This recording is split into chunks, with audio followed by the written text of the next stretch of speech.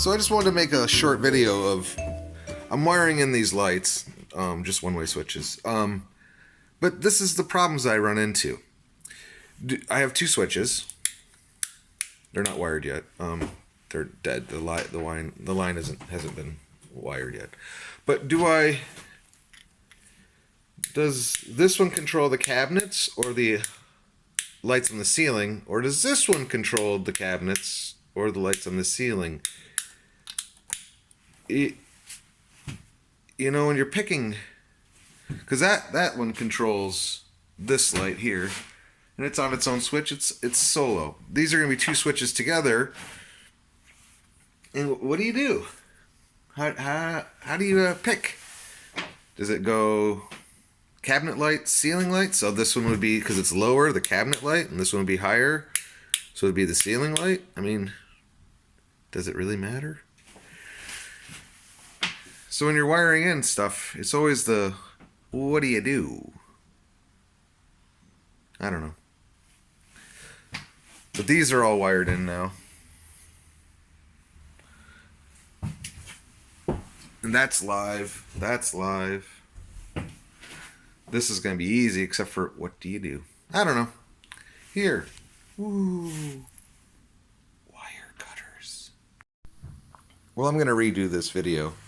Because I was... yeah. Anyway, I put the lights in. And I'll probably delete the other video. And I switched the switches on accident. That one goes to the top, and that one will go to the cabinets. I wanted them to be opposite, but whatever.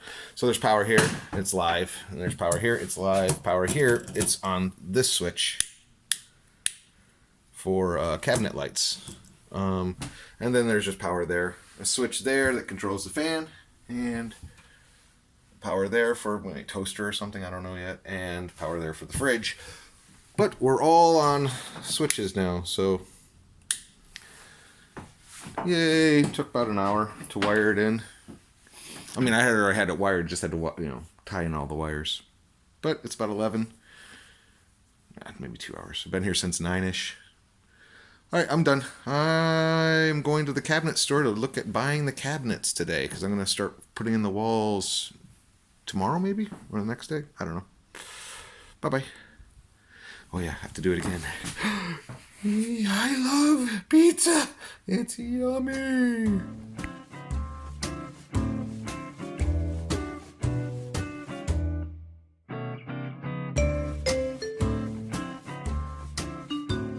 So before I get too far into it, I have these cabinets.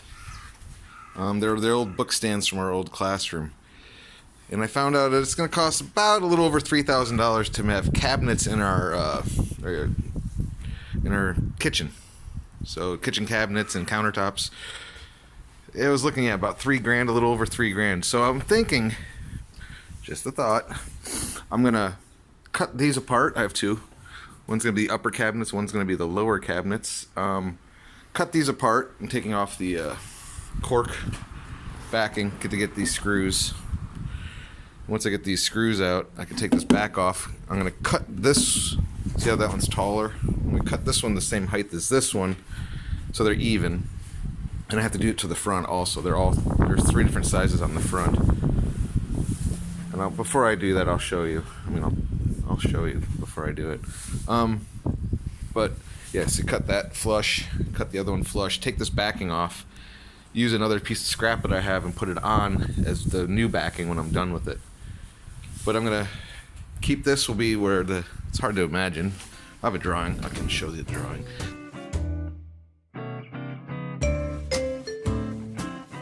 This is where the fridge is gonna sit. It's about the right size for the fridge. And then I have this other wood here that's going to be the base. It's gonna be that much taller. I think it'll be alright. I'm turning $3,000 into a $24 sink, and I'm going to install it in this cabinet. I'm just using the Fiend to grind off this. It's all glued down. But that's a short video of just me starting the cabinets I'm going to make for our kitchen. And save some money. Hopefully it looks nice. I think it will. Let's see. Bye-bye. Alright, I'll try this again. Maybe it wasn't recording. So I got all the plywood in. One piece of plywood backwards. All the outlets are in. That one I have to still screw in. But yeah. It's all in plywood. All it needs to be is primed now, caulked, and then final coat. And I want to put trim around this and trim around the box. So it'll look like, because they're about, the same height. So I think that'll tie in nicely. I should have made them the exact same size. That would have been cooler. But, live and learn. But it's done. Plywood's all in, and it's finished. I can start priming it. Yay, bye-bye. Thank you. Oh, well, I used my concoction again of mixing sawdust, wood glue, and water to make a paste that's spreadable, kind of like drywall mud, I guess, the thickness of drywall mud. It comes out relatively smooth, easily used as drywall mud to fill the gaps in the wood so it's sandable. It comes out pretty smooth for the most part. I'm gonna go around and sand it tomorrow when it dries, but the only problem, it kind of dries almost clear. It looks like the wood when it dries, so it's kind of hard to see. But I'm going to go around and sand it tomorrow. We'll see how it turned out. If it's, all the edges are done. So I like this stuff because it hardens like a rock. It binds the wood together like glue, and it's sandable. So all the nail holes really disappeared. You can't see any of them. A couple I have to go around and still hit, but for the most part, once I sand it down tomorrow with the palm sander, 120, I don't think I'll have to even do 2 coats. Just 1 coat. It's done. Cool. Well, that's it for today. Or what I'm showing you, I'm going to go outside and finish painting the upper cabinet. But that's about it for today. I'm going to mud the ceiling next with real mud. Drywall mud, not... Because it's like panels, so I'm going to get rid of that crack. So you won't be able to see it. It'll look like a drywall ceiling when I'm done, I hope. I think I get the trim down. Alright, bye-bye. Thank you.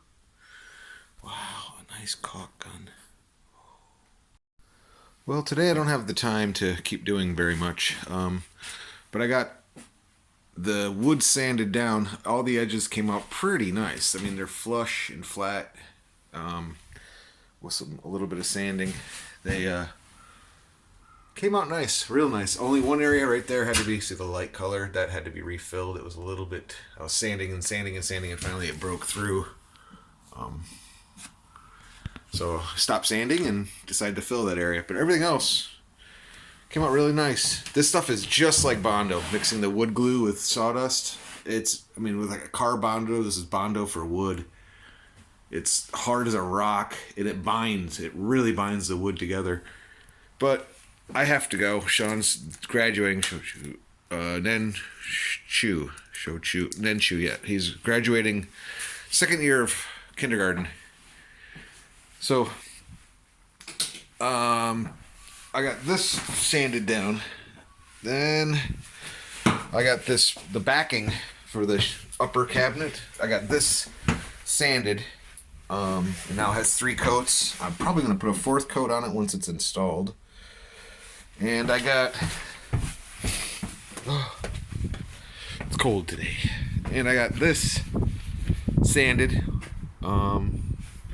See the sanding. I got it sanded down, and I used that same Bondo wood glue mix to fill the major gaps. All the other ones will be just caulked.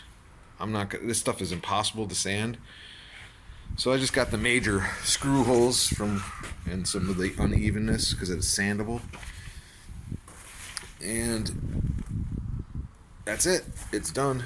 Oh. but I'll be not installing this. I'll be putting it aside and letting it dry. All right, that's it for today.